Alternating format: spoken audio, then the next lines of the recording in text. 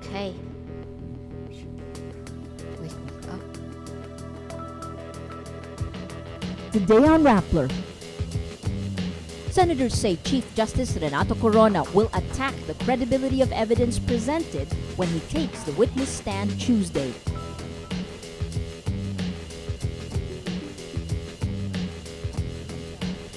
Rappler's Marites Vitug says one of her takeaways from the trial, the country's bank secrecy laws are out of sync with campaigns against corruption and money laundering.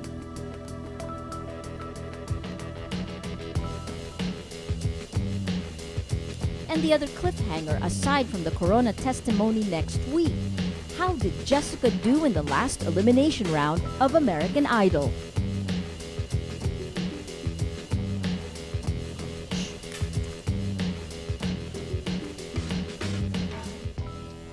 Hello, I'm Maria Ressa. Welcome to Rappler, your social news network.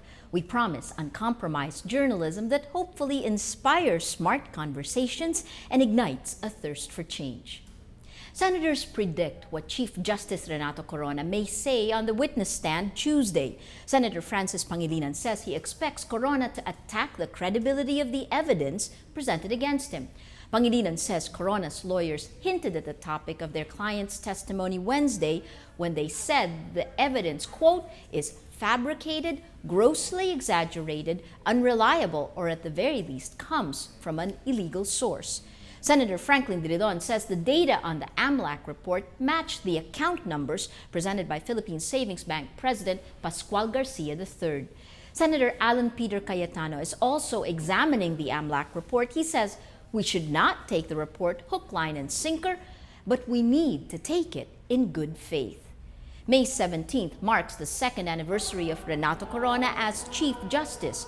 Political analysts say if he is not able to prove he is still morally fit to stay in his position, it might also be his last year.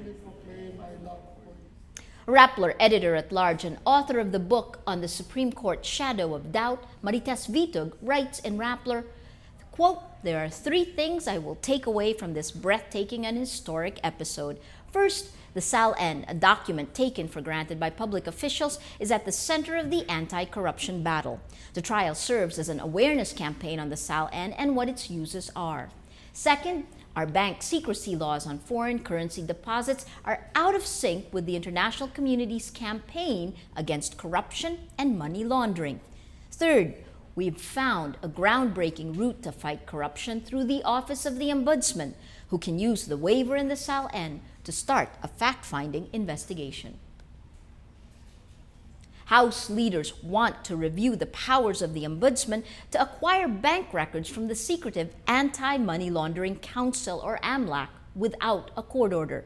House Speaker Sonny Belmonte Jr. says the Ombudsman did not abuse her authority, but he concedes there may be a need to revisit laws involving the AMLAC. Earlier, Senator judges raised concerns over Ombudsman Conchita Carpio Morales' vast powers that the Ombudsman law and the Constitution provide. House Speaker Feliciano Belmonte says, quote, I believe there was no abuse of authority, but he adds, should we allow it? Ako naniniwala wala. But I'm also thinking na okay na lang ba yan? Let's revisit it if necessary in the House and in the Senate. Pero as of now, talagang malinaw naman doon sa mga batas na sinasay doon na may power siya. Siyempre, tayo ni Netvision, may ganun palang klase yung power doon. Okay, then let's amend the law, let's clarify the law, let's limit the law. Pero as of now, andyan yan.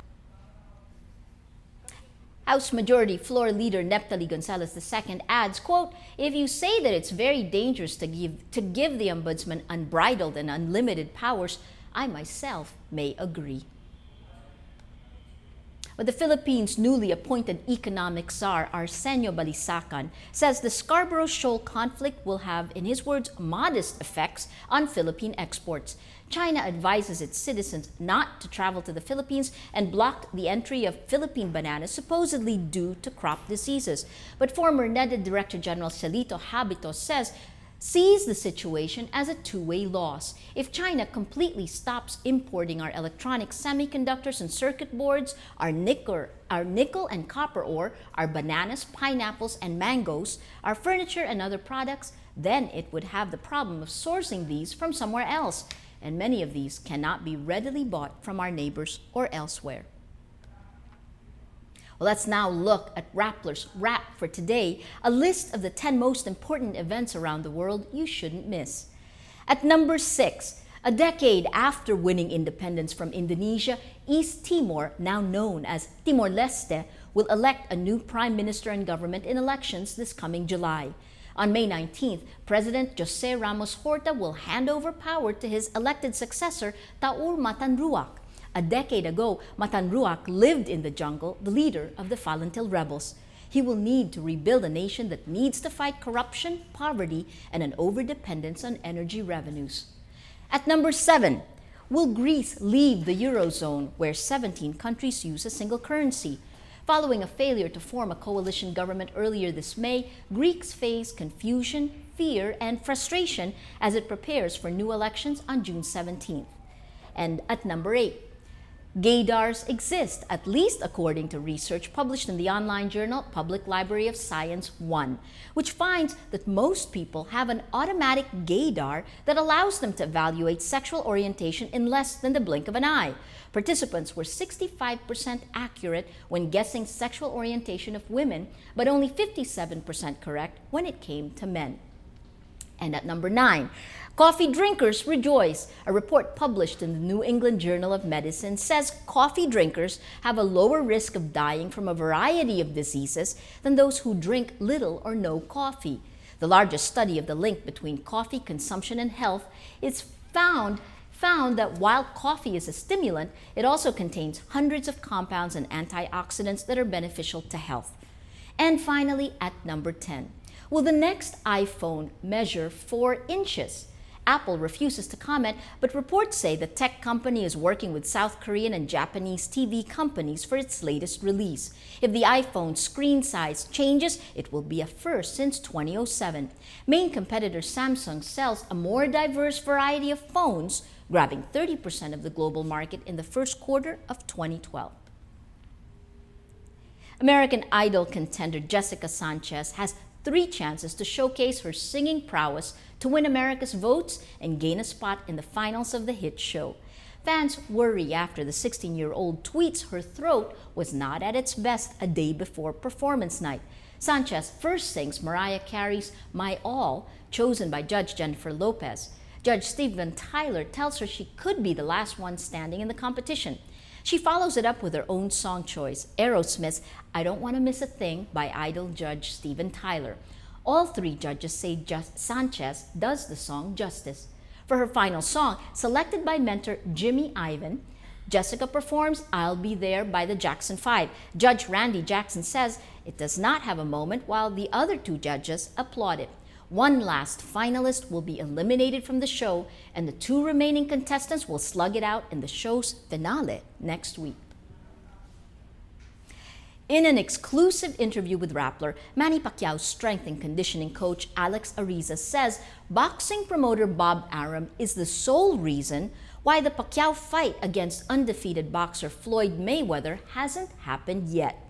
Arum is the founder and CEO of Top Rank, the boxing promotion company that handles Pacquiao. He says Arum does not want Pacquiao to fight Mayweather because he wants all the money for himself. Mayweather is handled by a rival company, Golden Boy Promotions, which retired boxer Oscar De La Hoya owns. Ariza bashes Arum and calls him greedy and selfish. Arum is greedy, he's selfish, he doesn't care about the sport. You know, a guy, you know, why don't they take some of the cues from UFC, put the best fighters against the best fighters. You know, he keeps everything in house. You know, he's not going to let any of his fighters fight anybody outside because he has to win. You walk in with the champion, he walks out with the champion. He doesn't care whether Manny wins or loses because no matter what, he walks out with the winner because the winner is under Top Rank banner. Well, that's Rappler's Newscast for today, Thursday, May 17th, 2012. Visit Rappler.com and watch our newscast Monday to Friday. Tell us how you feel on our mood meter. I'm Maria Ressa. As we say at Rappler, tomorrow begins today. We leave you with images from the Rappler documentary, The Tulfo by Patricia Evangelista. I believe in reincarnation. Most of my previous lives were those of soldiers. A cowboy who died in a gunfight, a soldier who committed suicide, a ship captain who went down with a ship, a samurai warrior. Tulfo male is an alpha male. You know, in a big family like that, there's supposed to be one homo. There's no gay here. Everybody's macho.